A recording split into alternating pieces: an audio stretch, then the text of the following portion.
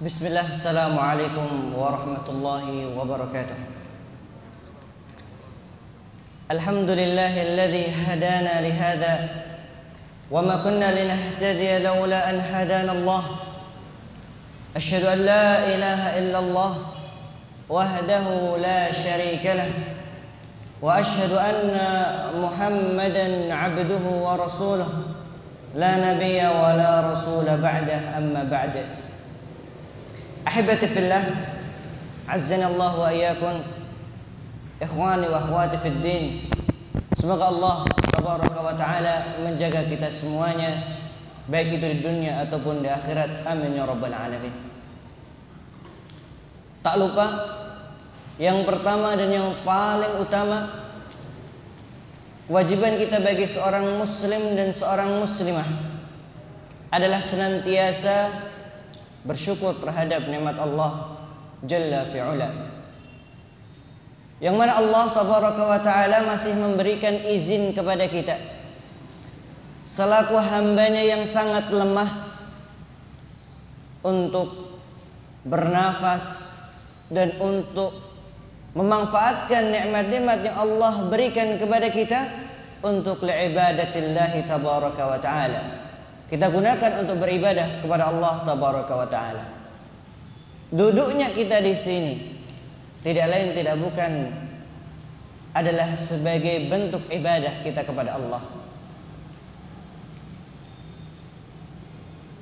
Sebagaimana Rasulullah sallallahu alaihi wasallam jelaskan dalam sebuah hadisnya, "Man ijtama'a qaumun fi baitin min buyutillah," barang siapa suatu kaum yang berkumpul di rumah-rumah Allah tabaraka wa ta'ala, yaitu al-masajid, masjid-masjidnya Allah tabaraka wa ta'ala, yatluna kitab Allah, mereka membacakan ayat-ayat Allah, wa yatadarasunahu, dan mereka sambil belajar di sana, illa nazalat alaihim sakinah, maka ketenangan akan datang kepada kita, wa ghasyiyatuhumur rahmah, dan Allah pun akan menghujani kita dengan rahmat-Nya, wa hafathumul malaikah, dan Allah pun akan menaungi kita dengan sayap-sayap, wa dzakarakumullahu fi man 'indah, dan Allah pun akan menyebut orang-orang yang mana mereka duduk untuk talibul ilm. Maka berbanggalah ahibati fillah, sallallahu wa iyyakum, atas khasais, kehususan-kehususan yang Allah telah berikan kepada kita. Dan tentunya semuanya itu adalah dengan kita bersyukur terhadap nikmat Allah tabaraka wa ta'ala. Dan juga tak lupa kita bersolawat kepada baginda Nabi kita Muhammad sallallahu alaihi wasallam. Beliaulah balighul ummah, yang menyampaikan kepada umatnya risalah yang datang dari Allah tabaraka wa ta'ala, agar kita menjadi hamba-hambanya Allah tabaraka wa ta'ala, dan agar kita menjadi orang-orang yang menegakkan li'ala'i kalimatillah, menegakkan kalimat-kalimat Allah subhanahu wa ta'ala. Ahibati fillah, azzanallahu wa iyyakum, sudah lama kita tak bersuah. 1 bulan mungkin lamanya. Apa daya, karena keadaan yang ada, maka alhamdulillah adalah ucapan yang harus kita ucapkan selamanya. Dan kita di pertemuan kali ini insyaallah taala akan melanjutkan pembahasan dari kitab yang ditulis oleh Syekh Shalih ibn Abdullah ibn Hamad al-Utsaimin hafizahullahu taala, dengan kitab Al-Adab Al-Asyarah, yaitu 10 adab yang hendaknya diketahui oleh seorang muslim. Dan alhamdulillah kita sudah sampai pada pembahasan yang kelima, ya, adab yang kelima insyaallah taala. Ya. Wa qala al-musannif rahimahullahu taala, al-khamis, yang kelima, idza ataita madji'aka fatawadda,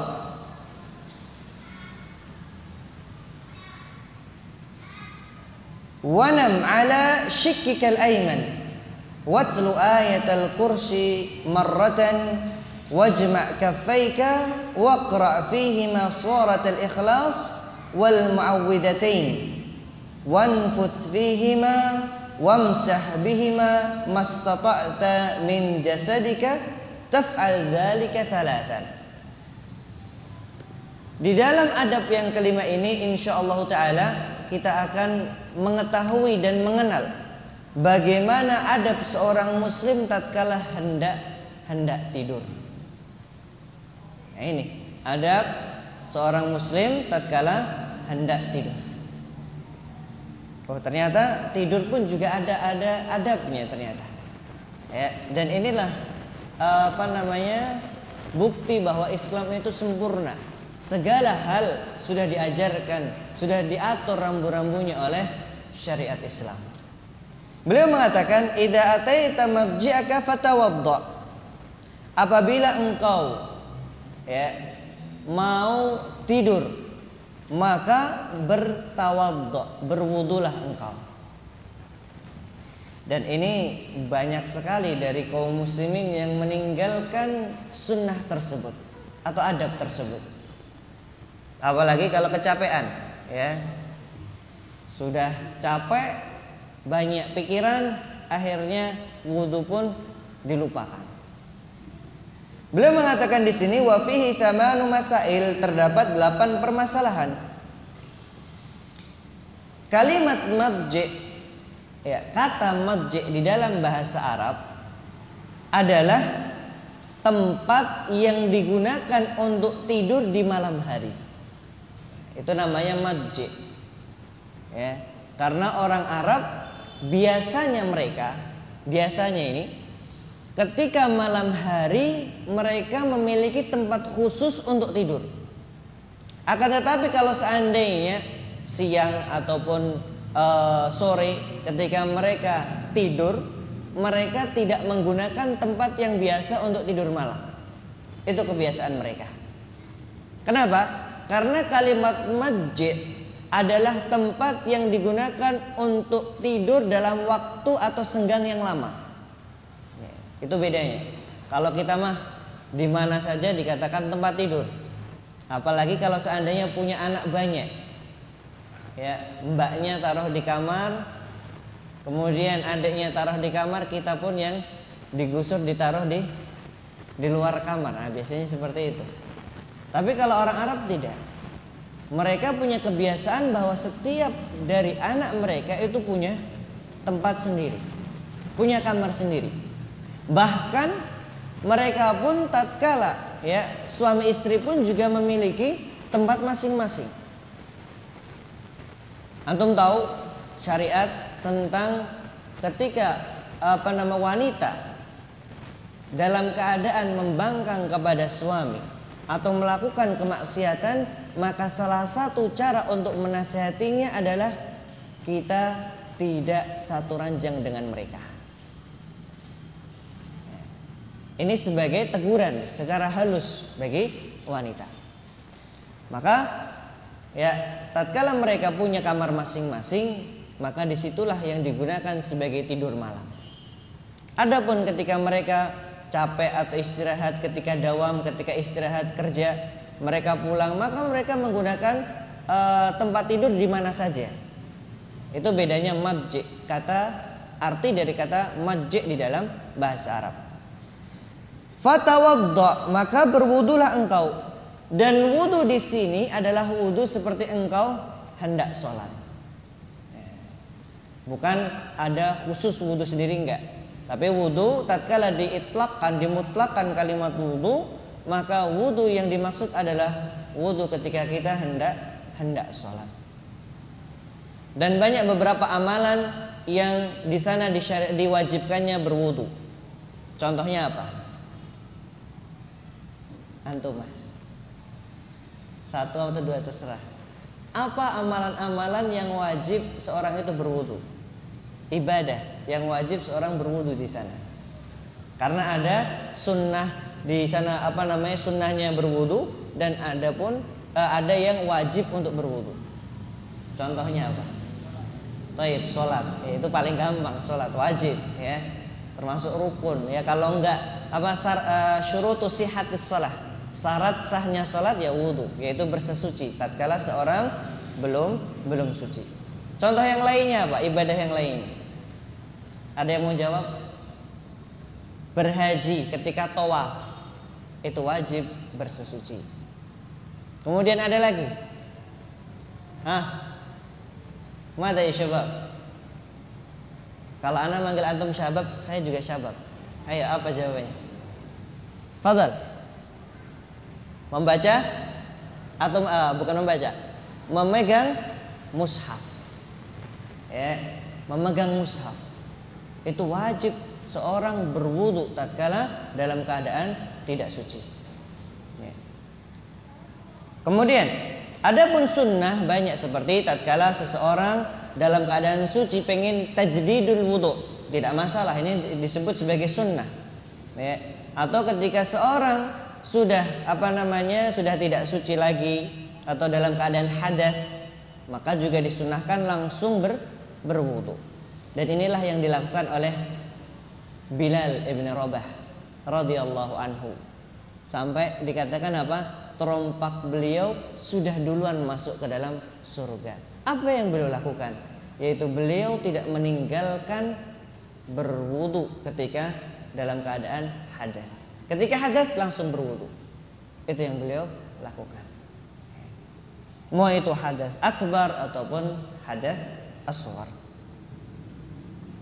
Kemudian al-mas'alah ats-tsaniyah, permasalahan yang kedua adalah wanam ala shikkikal aiman. Wanam ala shikkika al-aiman, dan tidurlah engkau dengan anggota badan yang sebelah kanan ya, sebelah kanan. Shikil aiman. Artinya kita melihat ke arah kanan tatkala tidur. Bukan bagian badan kita yang sebelah kanan sebagai tumpuannya, bukan yang kiri. Ai ala jambikal aiman min jasadik bi an yakuna muwaliyan lil ard fatatrahu nafsaka 'alaiha ala jambikal aiman. Beliau katakan bahwa tatkala seorang tidur maka disunahkan yaitu bertumpu dengan badan bagian kanan kita. Itu sunnahnya. Dan tangannya pun kita letakkan di kepala kita sebagai tumpuan atau bantalan. Dan tentunya ada beberapa hal yang perlu dihindari, yaitu tidur tengkurap. Karena ada seorang sahabat, di dalam hadisnya ada seorang sahabat tidur dalam keadaan terlentang. Maka Rasulullah SAW menegurnya, karena tidur terlentang adalah tidurnya syaitan. Ya, maka kita dilarang untuk melakukan demikian. Kemudian al-mas'alah ats-tsalitsah watlu ayatal kursi marratan, dan bacalah ayat kursi sebanyak 1 kali. Ana pengen salah satu dari antum bacakan ayat kursi. Nah, ini jangan-jangan belum hafal. Siapa yang mau silahkan angkat tangannya. Ana kasih hadiah insyaallah. Fadhal. Antum yang dijajar, yang belajar dijajar bukan? Baik, baca.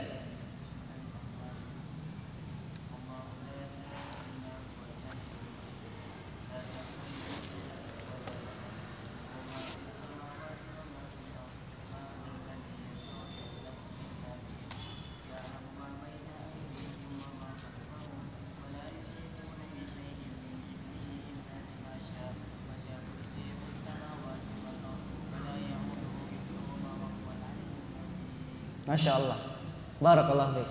Fadal, ada sedikit buat antum. Wa'alaikum. Taib, hendaknya kita minimalnya hafalah ayat kursi ini. Ya, karena ayat kursi ini faidahnya luar biasa. Bahkan dalam sebuah hadis dikatakan ketika itu ada seorang sahabat yaitu Abu Hurairah radhiyallahu anhu menjaga harta zakat. Datanglah orang yang ingin mencuri harta tersebut, kemudian ditangkap. Kemudian mengutarakan alasannya, akhirnya dilepaskan sampai beberapa kali. Maka akhirnya ketika yang terakhir ditangkap dan nggak mau melepaskan sampai akan dilaporkan kepada Rasulullah Shallallahu Alaihi Wasallam. Maka orang tersebut akhirnya mengatakan, mau nggak saya ajarkan sebuah ayat yang tatkala engkau membacanya maka engkau akan dijaga selama 1 hari. Maka dibacakanlah ayat kursi. Kemudian lapor kepada Rasulullah SAW, ya Rasulullah, terjadi kasus seperti ini, dan kemudian orang tersebut mengajarkan kepada saya ayat kursi. Maka Rasulullah SAW membenarkan akan hal tersebut. Maka inilah ahibati fillah, apalagi di zaman sekarang, katanya zaman corona, salah satu wiqayah, salah satu sebagai benteng kita, selain benteng kesehatan, maka kita pun juga ada benteng keimanan. Dan ketika seorang diru'yah pun dibacakan ayat kursi. Bahkan ayat-ayat di dalam Al-Quran disebutkan oleh Rasulullah SAW mampu untuk menyembuhkan. Contohnya apa? Suratul Fatihah. Para sahabat ketika itu pergi, kemudian apa yang terjadi?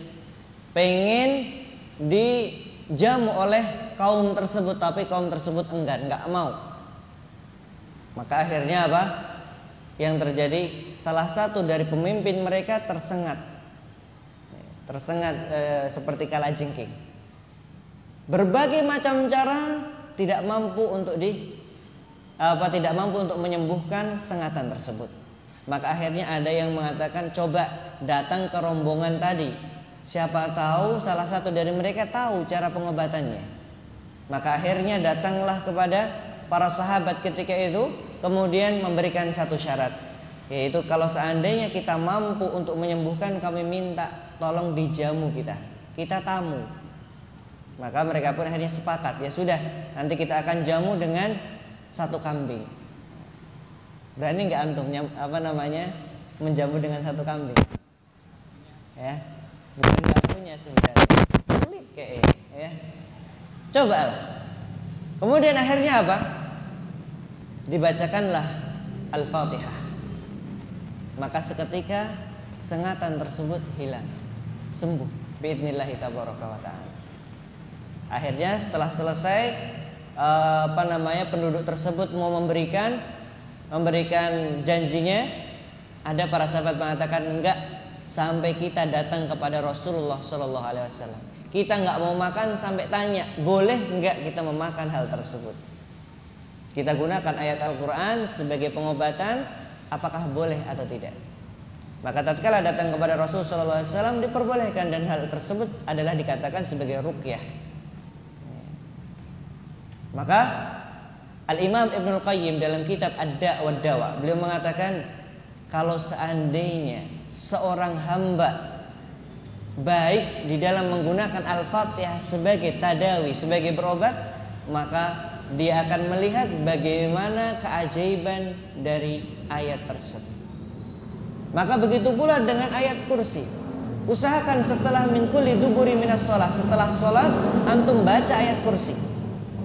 Karena dengan itu Allah tabaraka wa ta'ala akan menjaga kita semuanya biidznillah tabaraka wa ta'ala. Dan itu janji Allah. Ketika seseorang membaca pagi hari, maka Allah pun akan menjaga sampai sore hari. Ketika di sore hari dia membaca ayat kursi, maka Allah akan menjaga sampai pagi hari. Sekarang ada nggak makhluk yang terus berani menentang Allah? Nggak ada yang berani. Corona makhluk Allah tabaraka wa ta'ala. Ketika seorang hamba sudah berusaha untuk bertawakal kepada Allah dengan membaca ayat kursi, insya Allah tidak ada makhluk dari makhluk Allah tabaraka wa ta'ala yang akan membahayai kita biidznillah azza wa jalla. Kemudian kita lanjutkan. Wa mas'alatur rabi'ah, adab yang keempat adalah wajma' kaffaika. Kumpulkan tangan antum, kedua tangan antum. Maksudnya apa? Ditempelkan telapak tangan yang kanan dengan yang kiri. Kemudian apa? Waqra' fihima suratal ikhlas wa mu'awwidhatain. dan bacalah surah Al-Ikhlas dan juga surah Muawwidzatain. Ya, surah Al-Ikhlas seperti Qul huwallahu ahad. Kemudian Muawwidzatain apa? Qul a'udzu birabbil falaq. Kemudian apa? Qul a'udzu birabbin nas.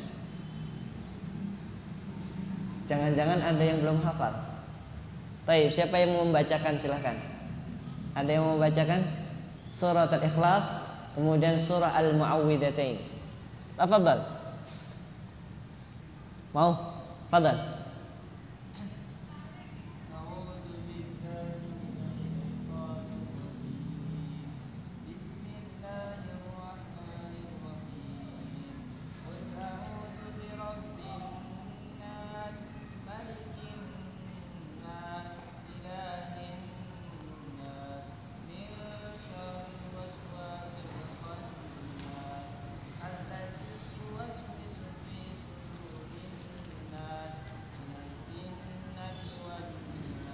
Taib, surah An-Nas. Kemudian surat yang lainnya Muawwidzatain, ya, Qul a'udzu birabbil falaq, kemudian Qul huwallahu ahad. Fadhal.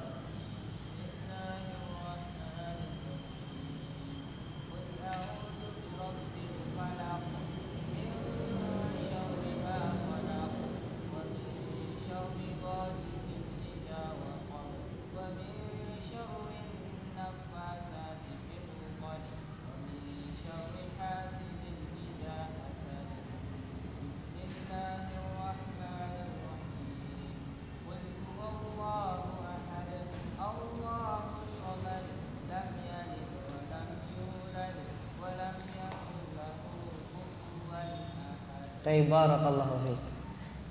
Antum juga butuh hadiah. Fadhal, hadiah walaupun enggak seberapa. Taib, usahakan kita hafal ayat-ayat tersebut. Dan ini juga sebagai ayatu ar-ruqyah, ayat-ayat untuk meruqyah seseorang. Jadi selain daripada surah ayat kursi, kemudian juga surah 3 surat ini, surah Al-Ikhlas, kemudian surah Al-Muawwidzatain. Dan juga usahakan juga antum menghafal 2 ayat atau 3 ayat dari surah Al-Baqarah. Itu pun juga digunakan sebagai ruqyah juga. Dan ruqyah, sebaik-baik ruqyah adalah ruqyah diri sendiri, bukan meminta orang lain untuk meruqyah. Baik, kita lanjutkan. Wanfus fihima. Kemudian tatkala kita sudah selesai membaca ayat Al-Ikhlas, kemudian ayat Muawwidzatain, kita tiupkan ke telapak tangan kita. Ditiupkan. Wamsah bihima mastata'ta min jasadik. Kemudian setelah kita meniupkan tadi, barulah kita usapkan ke tubuh kita. Mastata'ta, yaitu apa? Semampu tangan kita. Tidak perlu ala adami takalluf.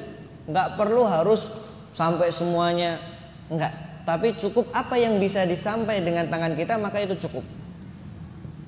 Ya, tidak harus sampai kaki kita ujung-ujungnya, kemudian kita sela-sela, enggak.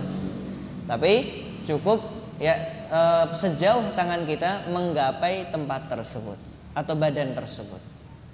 Dan ini yang disebutkan oleh Asy-Syaikh bahwa termasuk kesalahan seseorang sampai harus ya berdiri ataupun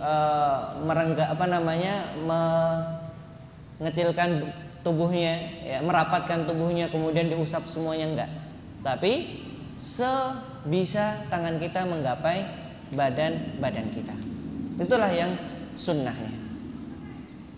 Kemudian beliau katakan wal mas'alatu tsaminah, permasalahan yang ke-8 adalah taf'al dzalika tsalatan. Engkau lakukan sebanyak 3 kali. Yaitu antum baca Al-Ikhlas dan Muawwidzatain, antum basuh badan antum, kemudian ulangi lagi, baca lagi, kemudian antum lakukan lagi, antum usapkan ke badan antum, kemudian sekali lagi sampai 3 kali. Bukan antum membaca Al-Ikhlas 3 kali, kemudian Muawwidzatain 3 kali baru antum ya usapkan ke tubuh antum, bukan seperti itu. Tapi setiap sekali antum lakukan, kemudian ulangi lagi.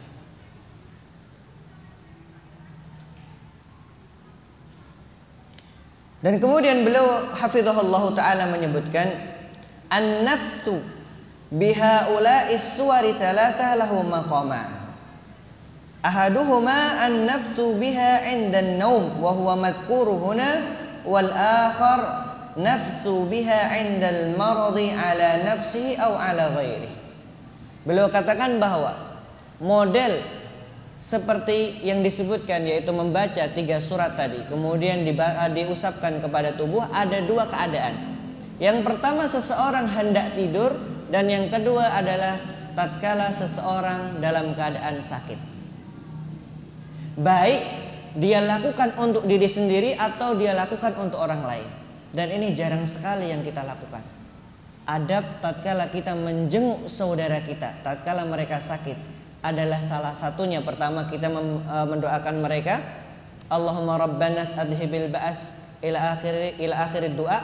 Kemudian kita lakukan seperti ini, kita bacakan al-ikhlas, muawwidzatain, kemudian kita basuhkan kepada tubuh mereka. Jarang yang kita lakukan. Dan inilah yang disebutkan oleh ibunda kita, yaitu Aisyah radhiyallahu anha. Beliau mengatakan anna Nabiy sallallahu alaihi wasallam kana yanfuthu ala nafsihi fil marad alladhi mata fihi bil muawwidatan. Beliau katakan bahwa dahulu Rasulullah sallallahu alaihi wasallam sebelum beliau wafat dan dalam keadaan sakit, beliau membaca surah al-muawwidzatain, kemudian beliau usap ke tubuh beliau sendiri. Akan tetapi falamma taqula kuntu anfitu alaihi bihin. Kemudian tatkala beliau sudah dalam keadaan sakit yang sangat luar biasa yang tidak mampu beliau melakukannya sendiri, akhirnya ibunda Aisyah radhiyallahu anha melakukan hal tersebut. Kemudian apa? Wa amsah biyadi nafsihi li barakatiha. Kemudian beliau pun meniupkan bacaan yang telah beliau baca tadi ke telapak tangan beliau sendiri, yaitu Rasulullah SAW, sebagai bentuk barokah terhadap tangan beliau.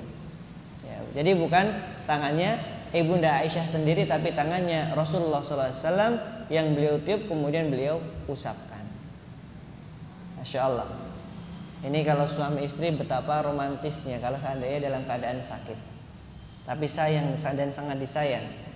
Bahkan kalau istrinya sakit ya kadang cuek, naudzubillah tsumma naudzubillah. Baik, kita masih ada waktu.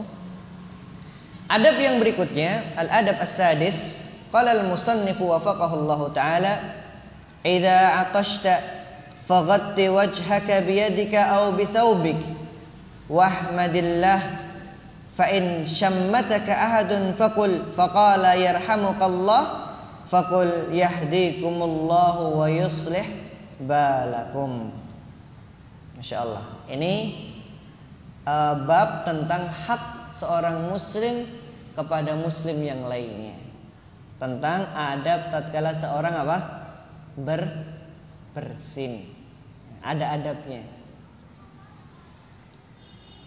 Di dalam Sahih Muslim dikatakan dari sahabat Abi Hurairah radhiyallahu anhu annahu qala anna Rasulullah sallallahu alaihi wasallam qala haqqul muslimi 'alal muslimi sittun. Hak muslim dengan muslim yang lainnya ada 6. Yang pertama, idza laqitahu fasallim alaihi. Kalau engkau ketemu dengannya maka salam. Itu termasuk hak seorang muslim kepada muslim yang lainnya. Wa idza da'aka fa'ajibhu. Kalau dia mengundang engkau untuk datang ke suatu undangan, maka datanglah. Wa idza stansahaka fansah lahu. Apabila dia meminta nasihat, maka nasihati saudara antum. Wa idza atasha fahamidallah fashammithu. Apabila dia bersin kemudian menyebut nama Allah, maka balaslah dengan mengucapkan yarhamukallah. Kemudian wa idza mata fattabi'hu, maka apabila dia meninggal maka ikutilah jenazahnya. Ini hak muslim kepada muslim yang lainnya. Dan pembahasan kita adalah salah satu dari hak muslim dengan muslim yang lainnya tentang bagaimana seseorang ketika bersin. Asy-Syaikh rahimahullah hafizahullah taala beliau mengatakan bahwa di dalam bab ini, adab ini ada 4 permasalahan. Al-mas'alatu al-ula fi qawlihi idza atashta faghatti wajhaka biyadika aw bithawbik. Yaitu tatkala engkau bersin, maka hendaknya engkau tutup dengan tanganmu atau dengan bajumu. Ini adabnya. Bahkan beliau katakan kalau seandainya kita tidak mau menggunakan baju kita, maka gunakan imamah. Kalau orang Arab pakai imamah. Kalau kita pakai apa? Kalau membawa tisu pakai tisu. Dan wallahu alam, kalau menurut kesehatan maka yang lebih bagus menggunakan apa ini istilahnya? Apa bahasanya? Lipatan sikus ini. Itu yang lebih aman menurut kesehatan. Yang penting intinya adalah tatkala seseorang bersin, maka disunnahkan untuk menutup mulutnya ketika dia bersin. Dan beliau katakan hendaknya pula menggunakan tangan yang kiri, bukan menggunakan tangan yang kanan. Karena apa? Karena secara hakikatnya seseorang itu membenci atau tidak suka dengan sesuatu yang keluar dari mulut kita. Maka dikatakan makdzurah, sesuatu yang kotor, sesuatu yang jelek. Maka yang jelek itu menggunakan tangan yang kiri, bukan menggunakan tangan yang kanan. Tangan yang kanan digunakan sesuatu yang al-kiram, yang baik, yang mulia. Seperti antum memegang mushaf, kemudian antum masuk ke masjid menggunakan tangan kanan, menggunakan kaki kanan. Ya. Bahkan ketika antum membersihkan buang hajat antum menggunakan tangan kanan atau tangan kiri? Tangan kiri antum yang antum gunakan, bukan menggunakan tangan yang kanan. Kemudian beliau katakan al-mas'alah ats-tsaniyah wahmadillah, dan jangan lupa kita mengucapkan alhamdulillah.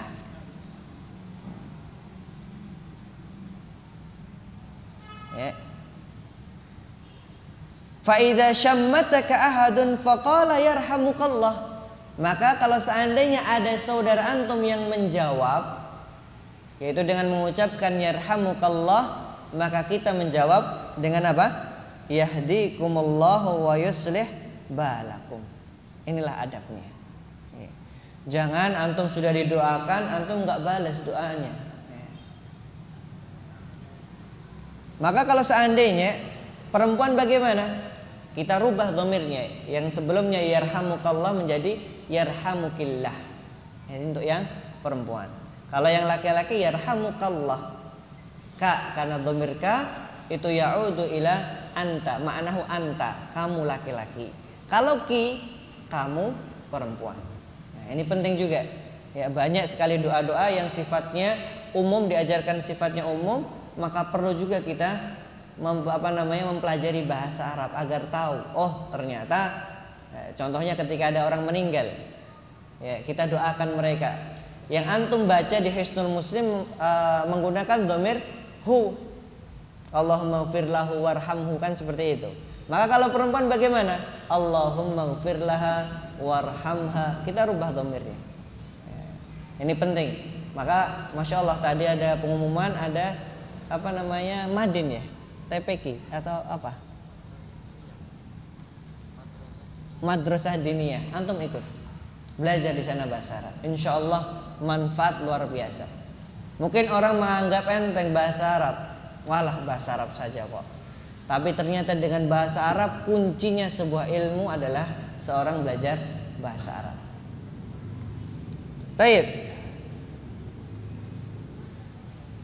Dan perlu kita perhatikan, kalau seandainya seseorang bersin, kemudian orang tersebut tidak mengucapkan alhamdulillah, maka tidak ada kewajiban bagi kita untuk menjawab bersin orang tersebut. Kenapa? Karena di dalam hadisnya hakul muslim alal muslim, dan dikatakan di sana wa idza atasha fahamidallah fashammithu. Ada kata hamidallah. Orang yang bersin tadi mengucapkan alhamdulillah, barulah kita berkewajiban untuk menjawabnya. Tapi tatkala mereka tidak mengucapkan alhamdulillah, maka tidak wajib kita untuk menjawabnya. Dan perlu kita perhatikan juga ya, bahwa ketika satu orang sudah menjawab, maka gugurlah yang lainnya. Tapi kalau seandainya belum ada yang menjawab, ini menjadi fardu ain. Yang sebelumnya fardu kifayah bisa berubah menjadi fardu ain tatkala tidak ada yang melakukannya atau mengerjakannya. Wallahu taala a'lam bissawab. Ada pertanyaan sebelum kita tutup? Biasanya ada sesi pertanyaan. Fadhal. Ana kasih waktu antum untuk bertanya.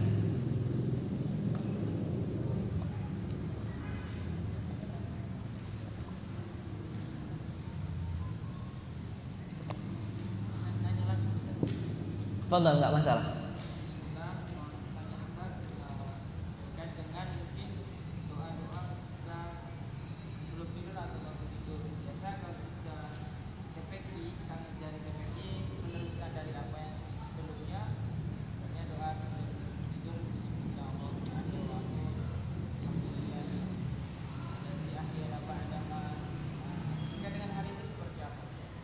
Nah, adapun doa yang diajarkan, yang bahkan kita TPA ya, Bismillahirrahmanirrahim amutu wa ahya, itu insyaallah adalah doa-doa yang memang di masyru'iyah yang diajarkan oleh Rasulullah SAW.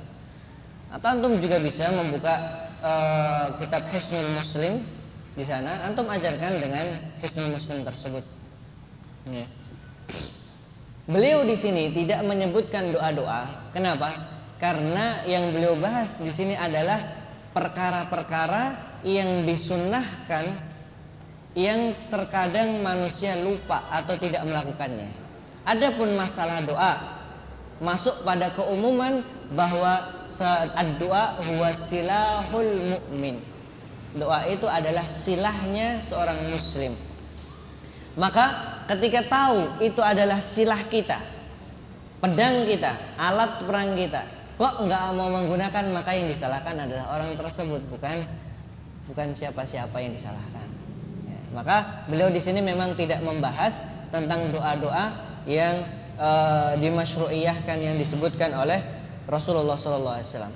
Dan juga doa-doa yang diajarkan oleh Rasulullah SAW bermacam-macam. Dan di dalam berdoa pun ada uzurnya. Contoh, ketika seseorang baru masuk ke dalam agama Islam contohnya. Ketika dia orang tersebut belum mampu untuk berdoa, maka semampu dia dengan doa apa saja. Nah, tapi kalau seandainya kok sudah lama, nah ini harus kita belajar. Tidak semerta-merta saya mau seperti awal masuk Islam saja. Itu tandanya bahwa tidak masuk ke dalam Islam secara sempurna. Padahal Allah Tabaraka wa Ta'ala mengatakan udkhulu fis silmi kafah. Baik, mungkin itu ya. Antum adapun masalah macam-macam doa antum bisa buka sendiri insyaallah. Ya, di kitab Hisnul Muslim atau yang ditulis oleh Ustadz Yazid Ibn Abdul Qadir Jawas, itu juga ada doa-doa. Dan ulama-ulama yang lainnya banyak mengumpulkan doa-doa yang diajarkan oleh Rasulullah SAW. Assalamualaikum, bagaimana hukum membaca Quran surah Al-Mulk sebelum tidur? Karena ada yang menyarankan, ada juga yang mendhaifkan hadisnya. Wallahu ta'ala a'lam bishawab. Yang kami tahu adalah membaca surah Al-Mulk sebelum tidur laisa bimasyru'. Ya, tidak disyariatkan. Tapi wallahu a'lam ketika ada hadis yang sahih yang lainnya, karena hadis yang dhaif bisa jadi, ini dalam ilmu hadis ya, bisa jadi ulama yang lain mendhaifkannya, kemudian ulama setelahnya ketika kembali meneliti, oh ternyata ada hadis yang lainnya yang menguatkan hadis tersebut. Maka ini perlu penelitian yang lebih lanjut dan ana tidak bisa menjelaskan sekarang. Insyaallah taala di kesempatan berikutnya biidznillah tabaraka wa taala. Jika membaca Al-Quran di handphone, apakah kita harus berwudu terlebih dahulu? Tayyib. Nah, handphone itu bukanlah mushaf. Handphone bukanlah mushaf. Walaupun di dalamnya terdapat aplikasi Al-Quran. Ingat kaidahnya bahwa mushaf itu adalah sesuatu kertas yang di sana ditulis ayat-ayat Al-Quranul Karim. Itu dikatakan mushaf. Yang dimulai dengan surah Al-Fatihah dan diakhiri dengan surah An-Nas. Itu yang disebut sebagai mushaf. Ya.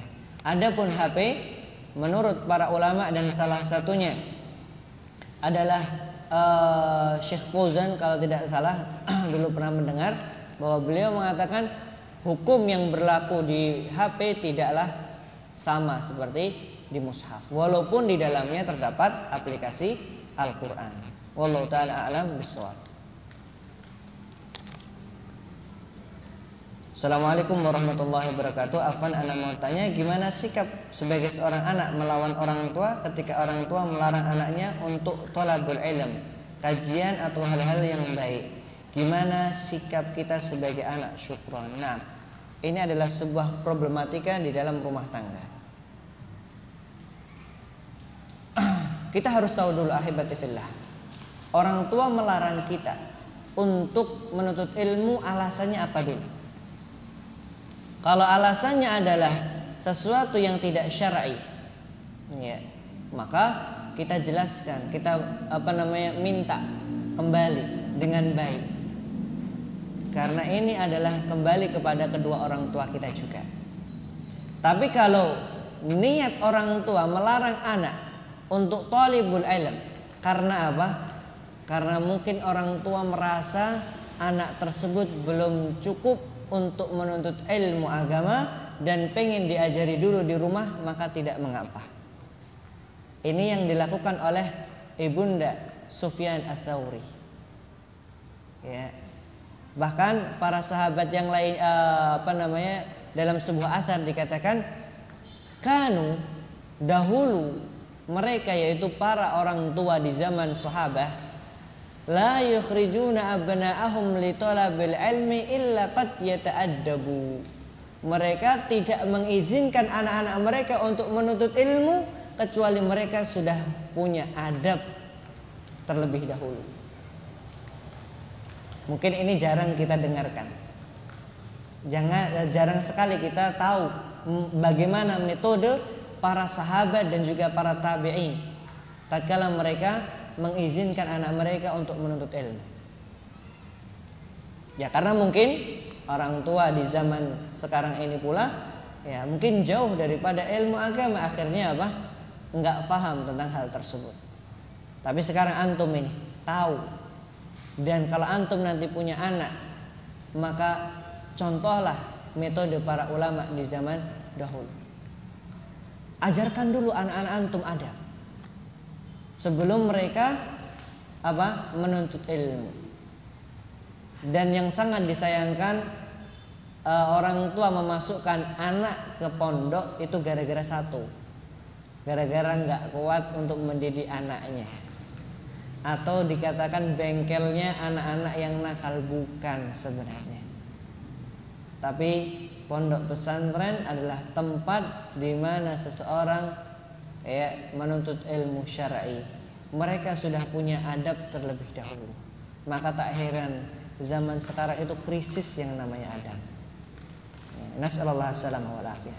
Kemudian bagaimana kalau seandainya orang tua itu melarang gara-gara beda manhaj mungkin ya? Janganlah nak, itu kajiannya keras itu. Padahal orangnya lembut yang ngisi kan gitu. Maka hal ini memang perlu kita menasihati. Ya, kita minta ridhonya kepada orang tua kita. Dan perlu juga kita ketahui bahwa menuntut ilmu, cara untuk menuntut ilmu tidak hanya satu, tapi banyak caranya. Bisa kita live streaming, atau mungkin hendaknya kita berusaha dulu meminta ridho kepada kedua orang tua kita.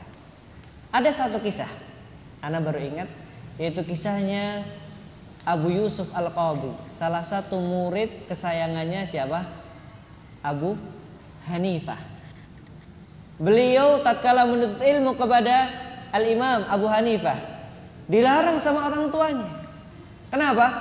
Karena gara-gara permasalahan duniawi. Nak, daripada kamu kok menuntut ilmu, mendingan kamu ke pasar, jual nih barang-barang yang bapak beli. Maka apa yang dilakukan oleh Abu Hanifah ketika itu? Ketika tahu ada problem demikian, ya sudah, sini Abu Yusuf, kamu duduk belajar di sini. Karena ketika itu Al-Imam Abu Hanifah tahu bahwa anak ini cerdas.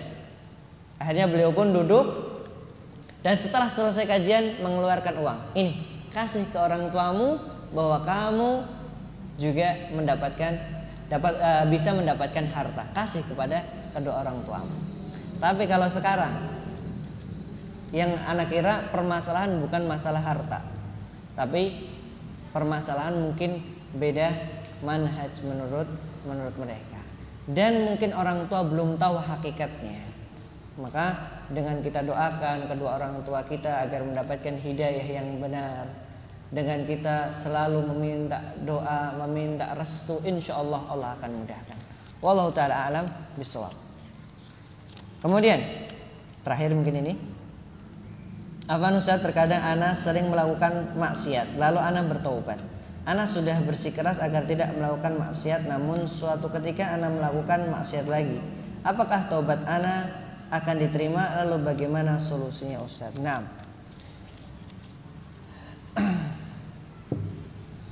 tentang masalah hal ini tentu yang pertama, solusi yang pertama adalah doa kepada Allah Subhanahu wa taala. Karena yang memegang hati kita bukanlah kita, tapi yang memegang hati kita, yang mampu membolak-balikkan hati kita adalah Allah Subhanahu wa taala. Maka Rasulullah SAW mengajarkan doa, ya muqallibal qulub, tsabbit qalbi ala dinik, wa ya musarrifal qulub, sarrif qalbi ala ta'atik. Doa agar diberikan keistiqomahan. Kemudian yang kedua adalah tentunya kita suhbatus salihin. Hendaknya kita berteman dengan orang-orang yang saleh, sering kumpul sama orang-orang yang saleh. Kata Imam Ibnu Qayyim, tombo ati iku 5 perkarane katanya.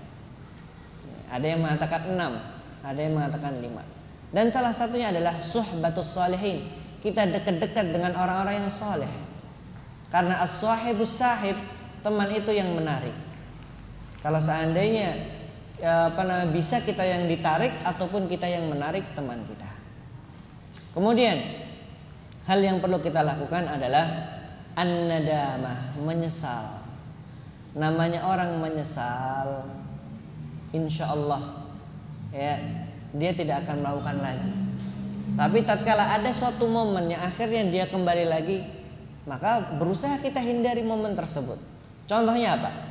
Ketika dia belajar, mungkin dia tidak melakukan kemaksiatan. Tapi tatkala dia sendiri, akhirnya dia melakukan kemaksiatan. Maka bagaimana caranya kita menghindari momen-momen yang kita terkadang jatuh kepada kemaksiatan tersebut? Sulit, iya sulit. Karena semuanya butuh dengan proses. Dan semakin besar, semakin berat kita melakukan tersebut, maka pahalanya pun semakin besar pula. Kemudian tentunya bagaimana, apakah ketika seorang itu bertaubat Allah terima taubatnya? Insyaallah antum optimis kepada Allah Subhanahu wa taala. Karena Allah mengatakan man taba taballahu alaihi. Barang siapa yang mau bertobat kepada Allah, maka Allah akan terima taubatnya. Yang sangat disayangkan adalah terkadang taubat pun kita tidak mau, maka bagaimana Allah akan menerima taubat kita. Dan usahakan perbanyak amalan-amalan saleh. Innal hasanat yudhibna sayyi'at. Karena perbuatan yang buruk dapat hilang dengan seorang melakukan perbuatan-perbuatan yang baik. Wallahu ta'ala alam bishawab. Mungkin tidak ada lagi pertanyaan dan kita cukupkan sampai di sini. Insyaallah kita akan lanjutkan di pertemuan berikutnya. Dan ana minta maaf, tadi ana terlambat 7 menit. Padahal di flyer dikatakan jam 8.30. Ana a'tadzir an dzalik wa nas'alullaha tabaraka wa ta'ala bi asma'ihil husna wa sifatil ula ay yarzuqna 'ilman nafi' wal 'amali shalih wa yarzuqna istiqamata fi talabil 'ilm wa nas'alullaha al-huda wat tuqa wal 'afafa wal ghina. Allahumma a'inna 'ala dzikrika wa syukrika wa husni 'ibadatika ya rabbal alamin. Naqtatim bi du'a kafaratul majlis. Subhanakallahumma wa bihamdika asyhadu an la ilaha illa anta astaghfiruka wa atubu ilaik. Wa akhiru da'wana 'anil hamdulillahi rabbil alamin. Tsumma assalamu alaikum warahmatullahi wabarakatuh.